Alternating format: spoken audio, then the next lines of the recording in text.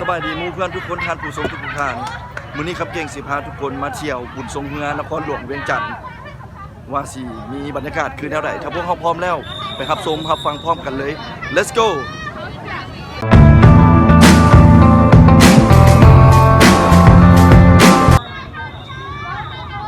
และตอนนี้ครับเก่งก็ฮอดแล้วบุญทรงเฮือนครหลวงเวียงจันทน์นี่คือบรรยากาศด้านหน้าที่ว่าก่อนจะเข้าบุญเนาะทุกๆคนต้องได้ถือค้นตัวกวดเบิงความระเบียบแม่มอดโดยเฉพาะกับแม่นอาวุธอันใดที่ว่าโบถึกโบต้องเนาะน้องนุ่งเขาก็จะกวดเขาจะแนะนำสบายดีน้องๆมาแต่โรงเรียนได้ฮะบ่นางงัวมาแต่คนรอมาแต่โรงเรียนได้มีแต่คนรอเนาะอันนี้แม่น้องๆก็จะกวดเบิงน้องๆก็จะปฏิบัติหน้าที่นี่ไปเรื่อยๆเนาะเพื่อเบิงอาวุธบ่หรือว่าอุปกรณ์อะไรที่โบถึกโบต้องเขาก็จะแนะนำเนาะเป็นระเบียบหมู่เพื่อนท่านใดที่มาเบิงก็ต้องได้ปฏิบัติตามนั่นขอบใจน้องๆและตอนนี้คำเก่งก็ฮอดแล้วบุญสวงเฮือนครหลวงเวียงจันทน์เนาะอยู่ที่แคมป์ของอยู่แถวท่าวัดจันทน์แหละผู้ใดที่ว่าอยู่นครหลวงเวียงจันทน์นี่ก็สิฮู้ดีซึ่งว่าบุญสวงเฮือนี่ก็เป็นฮิตของประเพณีนึงอันนึงที่ว่าสำคัญสำหรับชาวลาวโดยเฉพาะก็คือชาวนครหลวงเวียงจันทน์ที่ว่าปีนึงก็จะจัดขึ้นที่เทื่อนึงเนาะเฉพาะอยู่ที่นครหลวงเวียงจันทน์นี่ก็จะมีบุญสวงเฮืออยู่4จุดหลักๆใหญ่ๆก็จะมีบุญสวงเฮืออยู่เกาเลี้ยวบุญสวงเฮืออยู่จอมแจ้งบุญสวงเฮืออยู่ท่าวัดจันทน์แล้วก็บุญสวงเฮืออยู่สีไข่แต่ว่าที่จัดแล้วใหญ่กว่าบอนอื่นๆนี่แม่นบุญสวงเฮือท่าวัดจันทน์นี่เอิ้นว่าบุญสวงเฮือนครหลวงเวียงจันทน์อันนี้เป็นบรรยากาศทางด้านหน้าเนาะทางด้านหน้าก่อนที่จะเข้าไปในบุญก็จะมีห้านขายเครื่องเป็นข้าวหลามปิ้งไก่เด้อพี่น้องเนาะข้าวหลามปิ้งไก่พวกเขาคุ้นกันดีนี่อันนี้ก็จะมีข้าวหลามมีปิ้งไก่มีแต่ปิ้งไก่ปิ้งใหญ่ๆพี่น้องปิ้งไก่ลาดบ่ธรรมชาติบ้านมาแล้วบ่มาแต่บ้านไหนหัดเซี่ยวตานเปียวโอ้มาไก่เนาะได้ใครดีเนาะใครชิเบิร์ดแล้วเป็นวันนี้ไม่เท่าไหร่นี่15,000 20,000ก็ดีไม่15กับ20มีแต่2ราคาบ่อันนี้60 70โอ้ครับเป็นตู้60กับ70เนาะและนอกจากนั้นก็จะมีจืดลูกซีนพี่น้องโอ้จืดลูกซีนจืดฮอทดอกใหม่ๆเลยแล้วก็มีปิ้งไข่มี1ไข่ลูกโอ้บรรยากาศตอนนี้คอนเสิร์ตบรรยากาศกวนอันนี้ก็แมนบรรยากาศทางด้านหน้าพี่น้องเนาะก็คือมีห้านข้าวหลามปิ้งไก่ที่ว่าหลายผู้หลายคนที่ว่าออกมาแล้วตอนกลับบ้านนั่นแหละเขาก็จะซื้อติดไม้ติดมือไปฝากพี่ฝากน้องไปกินด้วยตัวเองนี่แหละก็มีเนาะราคาก็จะแตกต่างกันไปคือที่เพิ่นแนะนำไปเมื่อกี้นี้บ่ฮู้ว่าคำเก่งยางถึกป้าบ่ถึกปากบ่พี่น้องเขาต้องยางปากขวาเนาะมีรถมาอีกบัดนี้โอ้ยพี่น้องมีรถมาเป็นรถของเจ้าหน้าที่ภายในเพิ่นธรรมดากับรถไวแลนด์เนาะย้ำบุญย้ำศีลอันนี้ก็เป็นห้างขายเครื่องเล่นของเด็กน้อยโอ้โหว่าคำเก่งมานี่แม่นทางออกหรือทางเข้าแต่บ่เป็นหยังเข้ามาแล้วก็จะพาพี่พันและนี่ก็เป็นบรรยากาศทางด้านหน้าก่อนที่จะเข้าไปในงานบุญทางด้านหน้าหรือว่าทางด้านที่ออกเมืองเนาะเพราะว่ามันก็มีหลายห้อมหลายซอยที่ว่าให้เข้าอันนี้เป็นห้านข้าวหลามปิ้งไก่พี่น้องเนาะมีข้าวหลามปิ้งไก่เป็นแนวไหนแม่ค้าซื้อได้ขายมานอยู่ห้านเพิ่นก็จะมีเมี่ยงเนาะเมี่ยงคำมีข้าวเหนียวแอบใหญ่มีปิ้งพี่น้องโอ้เป็นแต่แซ่บเอาไปแก้มก็ได้เด้อปิ้งนี่นะไม่เท่าไหร่นี่ปิ้งนี่3 ไม้ 5,000โอ้ยบรรยากาศควรเนาะเพราะว่าห้านปิ้งก็จะเป็นลักษณะแนวนี้แหละพี่น้องเนาะผมเพิ่มที่มาซะมากับบ่หอมแล้วนะต้องได้ไปซาคืนอันนี้ก็มีปิ้งไก่เนาะเพราะว่าจะเป็นช่วงขาช่วงปีกโอ้เป็นแต่แซ่บพี่น้องเอาเป็นโตก็มีเด้อเป็นโตก็มีเอามาจากบ้านไหนเอ้ยโบลัก48เมืองไซธานีเฮานี่เนาะโอ้มาแต่แข่งเวียงจันทน์พุ่นน่ะปูมาไก่เนาะ มาไก่มาเฮ็ดซูพีซูน้องกินมีข้าวหลามโอ้ตัวนี้ใหญ่ดีตัวนี้ใหญ่ดีข้าวหลามตัวนี้ก็ข้าวหลามคือซีเมนได้ขายดีแฮงนี่จดซีเบิร์ดแล้วข้าวหลามนี่ก็ได้เป็นจังไดได้ขายดีเนาะเฮงๆเด้ออันนี้ก็เป็นจะมีหลายห้านพี่น้องที่ว่าขายข้าวหลามปิ้งไก่เป็นซ้ายยาวเลยเนาะแล้วทางด้านในนี่ก็เป็นบรรยากาศบุญกระสีมืดแน่แล้วทางด้านฟ้านั่นก็จะเป็นห้านกินดื่มบันเทิงหลายกว่าและนี่ก็เป็นบรรยากาศที่ว่าบริเวณการเล่นชิงรางวัลสัตว์ปุ่มเป้าเนาะแต่ว่าก่อนนั้นมีหั่นจืดลูกซีนพี่น้องป้าถูกเป็นตาแซ่บขนาดเอ้ยโอ้ยตกใจเสียงปุ่มเป้าพี่น้องอันนี้มันจืดลูกซีนเนาะขายจังไหนจืดลูกซีน5,000 10,000ได้เนาะตามอัธยาศัยเป็นตาแซ่บลูกซีนจืดเป็นตาแซ่บฮ้อนๆใหม่ๆเลยพี่น้องนั่นเป็นกำลังปาดฮอตดอกลงมีแจ่วพร้อมเนาะแจ่วส้มหวานใส่มะเขือผงใส่ถั่วดินเป็นตาแซ่บพี่น้องแล้วก็จะมีตำบักหุ่งแน่นอนมีตำบักหุ่งมีเมี่ยงคำมีแหนมมีห่อขาวพี่น้องก็เป็นเอาไว้ให้และนี่เป็นบริเวณที่ว่าผู้ใดที่เป็นจอมยุทธจะต้องได้มาลองฝีมืออยู่นี่ก็คือการสัตว์ปุ่มเป้าสัตว์ปุ่มเป้าชิงรางวัลก็จะมีแล้วแต่ว่าเขาที่เดิมพันแนวใดมีตุ๊กตาเนาะผู้ใดที่มั่นใจในฝีมือตัวเองมาโลดอันนี้มันหลานน้อยเขา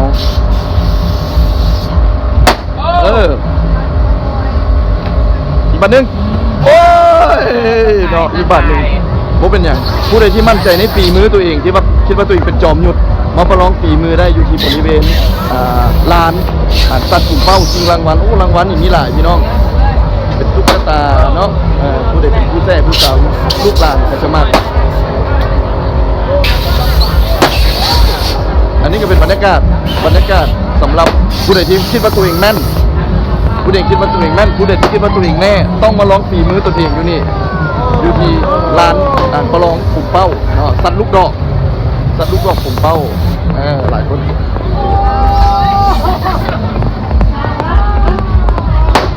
ังมีคนชื่อ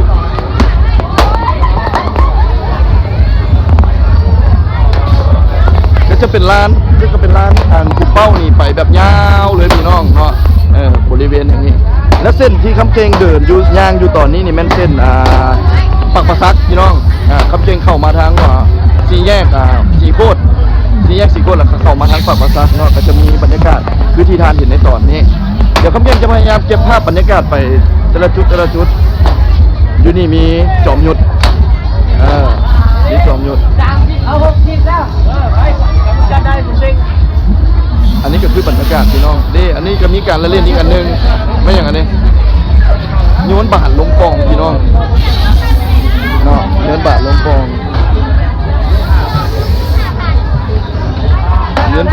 ลงหูแล้วก็ได้รางวัลตะกี้ครับเก่งเล่นแม่นโยนบาทลูกเทนนิสนะโยนลูกเทนนิสลงหมายเลขผมว่าคนอื่นเคยได้เล่นคือกันบ่ฝึกทักษะขั้นผู้ใดว่าตัวเองแม่นต้องมาประลองฝีมืออยู่นี่อยู่ที่บริเวณนี้ก็จะมีหลายห้างเนาะหลายห้างท่านสามารถเลือกเบิ่งได้เป็นจอมยุทธานนี่บัดนึงโอ้ยบ่ได้ละกติกาก็คือว่าซับ3ครั้ง3เทื่อแล้วแตกเป็น3ครั้งเนาะถ้าบ่แตกก็ถือว่าจะเอากันต้องไปเล่นตาใหม่เบิ่งจอมยุทธานนี่พี่น้องโอ้ยบ่ได้ละทางด้านนี้ก็มีเส้นเดียวกันเนาะเดี๋ยวเข้าไปดูกันบรรยากาศในอื่นน้ำ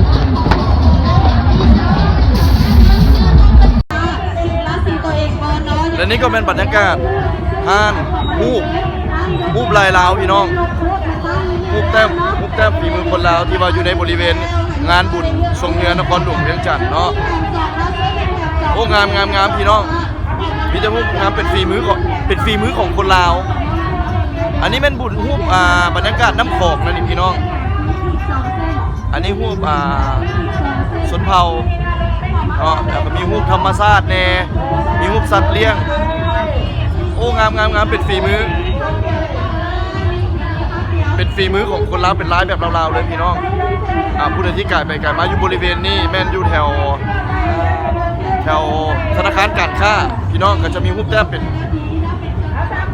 ป็นฝีมือของคนลาวหมดเลยเนาะตัวนี้เป็นรูปนางสาวน้ำไหลพี่น้องอันนี้ก็รูปสร้างอันนี้เป็นรูปธรรมชาติเนาะอาจจะอยู่เมืองใดเมืองหนึ่งอาจจะเป็นเมืองวังเวียงหรือว่าอยู่ซ้ำเหนือรูปม้าเนาะผู้ใดที่ว่าเสื้อถือเอารูปม้าอันนี้ก็คือรูปปลาคาร์ฟความร่ำรวยอันนี้รูปบรรยากาศเป็นสถานที่ขัวแห่งใดแห่งหนึ่งอันนั้นทางด้านนั้นก็จะเป็นรูปคนรูปชนเผ่าแนวรูปสาวลาวแนวก็จะแตกต่างกันไปพี่น้องมีแต่รูปงามๆเลยมีแต่รูปงามรูปพระพุทธรูปก็มีอันนี้เป็นรูปวัฒนธรรมลาวประกาศไซบาทเนาะอันนี้เป็นรูปพอตู้สอนหลานเรียนหนังสือเป็นทหารพี่น้องเพิ่นจะคิดออกมาเพิ่นจินตนาการออกมาหรือว่าเพิ่นอาจจะเป็นบรรยากาศการใช้ชีวิตการดำรงชีวิตนี่ซื่อเห็นถึงการดำรงชีวิตแบบลาวๆเจ้าแต้มบอกโอ้อันนี้เด้อผู้แต้มซื้อหยังงามหลายเจ้าฮู้บอกว่ามีคนที่กำลังเบิ่งเจ้ามีหลายห้อยหลายพันคนเดี๋ยวเขาสินำมาเบิ่งเด้ออันนี้กับฝีมือของคนแต้มเนาะโบธรรมดาพี่น้องอันนี้ก็คือรูปสัตว์เลี้ยงเป็นการเลี้ยงไก่สมัยตะกี้ครับเก่งกับเลี้ยงคือกันอันนี้การหาปลาการใช้ชีวิตของคนลาวพี่น้องอย่าลืมมาแวะคันผู้ใดมาบุญทรงเงินนครหลวงเนาะคำเก่งกับสิพยายามอัพโหลดให้ไว้เท่าที่ไว้ได้แต่ว่าคือสิโบทันเนาะอันนั้นฟังนั่นก็จะเป็นห้างขายเสื้อผ้าและตอนนี้ครับเก่งก็อยู่ในบุญเนาะก็จะได้พบกับทีมงานเป็นน้องนางสาวยืนดูที่กลางนี่โอ้มีแต่ผู้งามเพิ่นมาเห็นอย่างนี้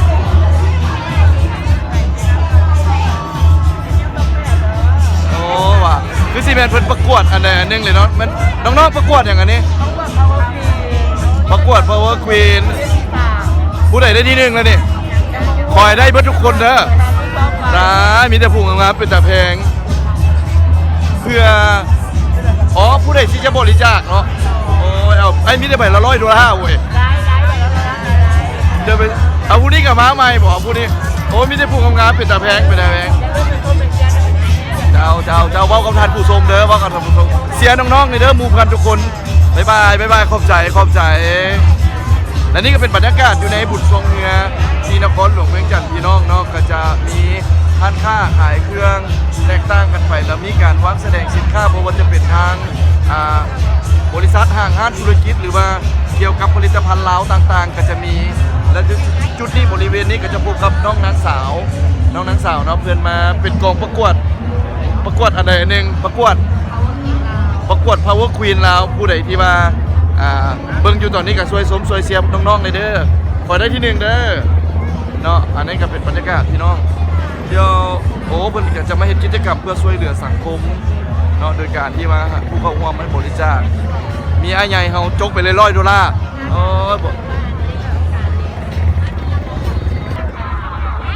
มาใส่กรอกพี่น้องแซ่บบ่ไอ้หัวเครื่องแซ่บอันนี้ไม่เนี่ยมีให้ซีมอีกพี่น้องป้าเอาไปกินกับข้าวก็ได้เอาไปแก้มก็ได้พี่น้องหานนี่ขายจังไหนนี่หัวหน้า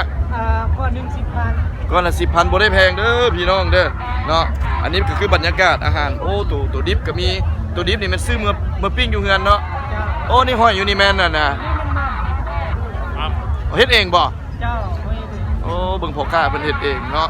นั่นไอ้ใหญ่เขาก็ยืนคุมอยู่ทั้งดื่มไปพร้อมแล้วก็แก้มเพิ่นเอาไว้ลูกค้าซิมก็สิมาเป็นซิมเองเบิดล่ะเอาซื้อได้ไข่มันร่ำรวยเด้ออันนี้ก็เป็นบรรยากาศโล่หมกม่วงพี่น้องผู้ใดที่ว่าเนาะผู้ใดที่ว่าเมื่อยผู้ใดเป็นวินเป็นอย่างมากินหมกม่วงให้มันสวงมันซื่อเนาะอยู่ห้านนี่เมื่อนทรงหาเจอเลยว่าซั่นเด้เบิ่งเสียงผู้ว่าจนสิบ่มีราคาดีหลาย อันนี้ก็เป็นบรรยากาศพี่น้องแต่ว่าคนส่วนหลายก็แมันกำลังเดินทางออกจากงานแล้วเพราะว่าเวลาตอนนี้ก็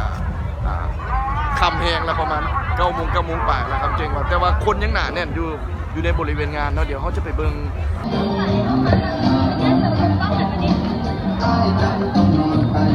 แล้วนี่ก็เป็นสถานที่หนึ่งที่ว่าผู้ใดที่ว่าไกลไปไกลมาอยู่ที่บุตรชมเงินนครหลวงไม่ต้องได้มาแวะชมกันคืออยู่ในบริเวณลานวัดบุกตื้อพี่น้องเพิ่นมีการวางแสดงโคมไฟแล้วก็มีน้องนางสาวนุ่งชุดแบบวัฒนธรรมเนาะมันก็จะมืดๆแน่บรรยากาศก็จะมืดๆแน่ก็จะมีแขกเนาะนักท่องเที่ยวโอ้มีพญานาคพี่น้องพญานาคเพิ่นประดับประดาเพิ่นแต่งด้วยดอกไฟอู้งามล่ะพี่น้องมีพญานาคอันนี้กับบริเวณอยู่ในบริเวณกลางลานวัดเลยอยู่ที่วัดองค์ตื้อเด้อพี่น้องเด้อผู้ใดว่าที่ไกลไปไกลมาอยากรู้ว่าอยู่จุดใดนี่มันอยู่ที่บริเวณลานวัดองค์ตื้อเพิ่นก็จะมีการวางโคมไฟแล้วก็มีน้องนางสาวเพิ่นก็จะมาถ่ายรูปโอ้เป็นที่ระลึกน้ำไหลโอ้แล้วบรรยากาศส่วนนี้ก็อากาศดีได้พี่น้องอากาศนี่บ่ได้ร้อนได้มีลมบ่อยๆออกมาตอนนี้เนาะบรรยากาศตรงนี้โอ้งามหลายพี่น้องแต่ว่าคำเก่งมานี่มันเอาดึกเอาคำนี่ล่ะบรรดาครูบาพระสงฆ์เพิ่นก็เมียนโคมไฟเพราะว่าเพิ่นต้องเพื่อความปลอดภัยเพิ่นก็จะเริ่มเก็บกันละทางด้านเทิงเพิ่นก็เก็บกันละ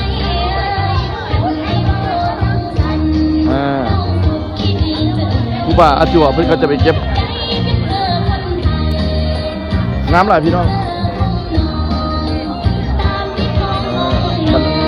บรรดานักท่องเที่ยวเพิ่นที่ได้เข้ามาในบ่อนี้ก็จะถ่ายรูปไว้เป็นที่ระลึกนี่วัดเพิ่นก็มอดไฟเพิ่นนะพี่น้องมันจะมืดเพราะว่าจะบ่มีแสงเลยเพราะว่าเพิ่นก็ได้กล่าวใส่ไมค์แล้วว่าเพิ่นจะปิดบริการเพราะว่ามื้ออื่นเพิ่นจะเกี่ยมเนาะเกี่ยมเฮ็ดบุญใหญ่อยู่ทางวัดเพิ่นอนุโมทนาบุญกุศลนำของตนญาติโยมเด้อที่ซอยพาณิชย์เก็บนี่เมียโคมไฟโอ้งามหลายพี่น้องซอยเก็บซอยเมียนอกจากที่เฮาจะมาสร้างคุณความดีสร้างความสวยงามก็จะเป็นบรรยากาศที่ว่าสร้างความสมานสมัคคีซอยพ่อแม่ครูอาจารย์เวลาเพิ่นมอดไฟเพิ่นจุดไฟก็จะมีแต่แสงเป็นสิ่งที่แสดงออกถึงความมีน้ำใจไม่ออกขอเฮาจะเป็นบรรยากาศอันนี้ก็ขออนุโมทนาบุญกุศลแต่ว่าสังเกตเราทำทั้งหลายได้ด้วยสังเกตเห็นว่าผู้ที่มาถ่ายรูปอยู่นี่ก็จะเพิ่นก็จะนุ่งชุดแบบกิจกรรมดีๆรวมกันในค่ำคืนนี้โอ้มันจะมืดหลายพี่น้องโอ้ว่าเห็นบ่แต่ว่าบรรยากาศตอนนี้นี่งามหลายเดี๋ยวเขาเข้าไปเบิ่งเพิ่นถ่ายรูปรวมใกล้ๆเนาะ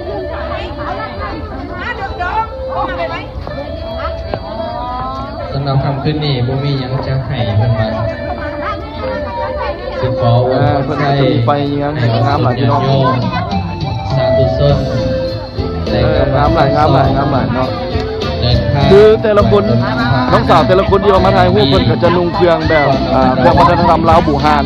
ที่ว่ากับเก่งอย่างนี้เดินทางเข้าบ้านกับซองก็ให้สวัสดิภาพงามหลายพี่น้องเอาคันผู้ใดไกลไปกันมาอยู่บริเวณลานวัดองค์ตื้ออย่าลืมมาแวะเด้อบุญกุศลครับเป็นเท่าไหร่เนี่ยพี่น้องนั่นก็เป็นบรรยากาศบุญทรงเฮือนนครหลวงเวียงจันทร์ที่ว่าคำเก่งไปเก็บภาพบรรยากาศล้วนๆให้พี่น้องหมู่ครูทุกคนได้เบิ่งเนาะหวังว่าสิถึกใจสำหรับมื้อนี้อยู่ที่บุญทรงเฮือนนครหลวงเวียงจันทร์พอสำนีก่อนพบกันใหม่ในคลิปต่อไปสำหรับมื้อนี้ลาไปแล้วบ๊ายบาย